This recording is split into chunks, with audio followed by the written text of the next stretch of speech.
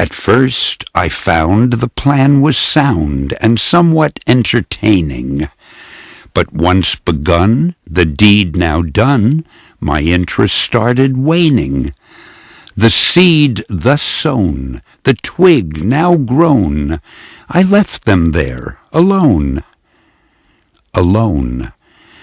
Among the planets and the stars and the endless, fathomless all. Alone. Bathed by light and clothed by dark, midst the vague and the vast and the small. Alone. Alone as I have ever been, as I shall ever be. Why do they not accept it? How else can they be free? Why do they not accept it? Why do they search for me? Why, when their own little lives are so barren and brief, when all of their pleasures are tarnished by grief, in the space of a heartbeat their present is past, they cling to each moment, but no moment can last, when the end comes so quickly and they soon are forgot, why do they search for that which is not? Like unto children lost in the night, they searched for a God to guide them. Like unto children huddled in fright, they must have their God beside them. But what sort of children, from cradle to grave, would grant him obeisance and yet make him their slave? They have conjured a heaven, and there he must stay, ever responsive, be it night, be it day.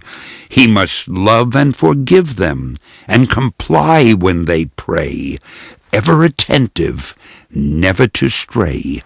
And, like unto children, in their childish zeal, they worship their dream, thinking fantasy real. God pondered.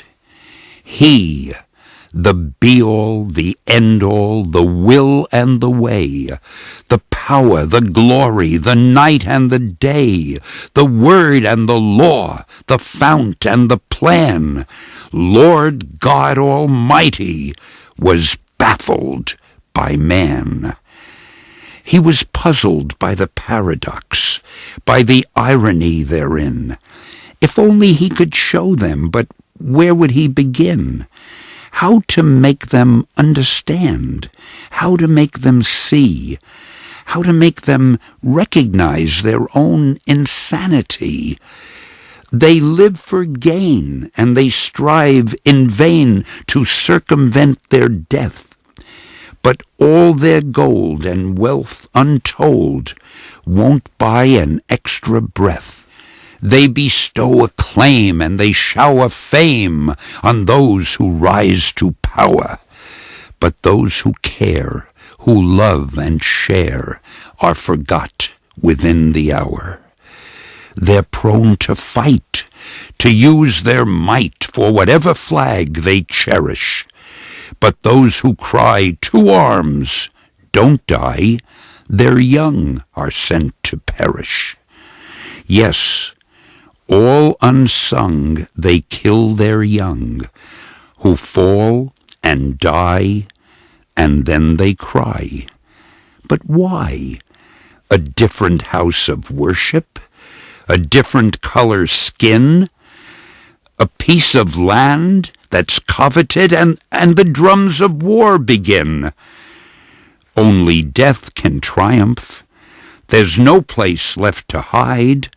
And still the madmen ply their trade, claiming God is on their side. Of all who live, who crawl and creep, who take and give, who wake and sleep, who run, who stand, who dot the land from shore to shore, man, only man, none but man, wages war.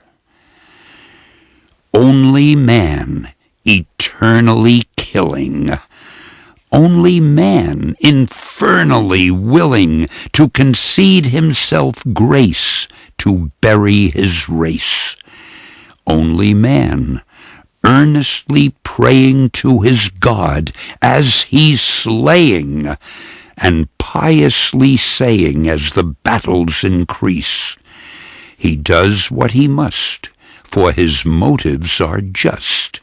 The mayhem, the carnage, the slaughter won't cease, but no need to worry. God's in his corner, he's killing for peace. Man, his greed, his hate, his crime, his war, the Lord our God could bear no more. He looked his last at man so small, so lately risen, so soon to fall. He looked his last, and had to know whose fault this anguish, this mortal woe. Had man failed Maker, or Maker man? Who was the planner, and who's the plan?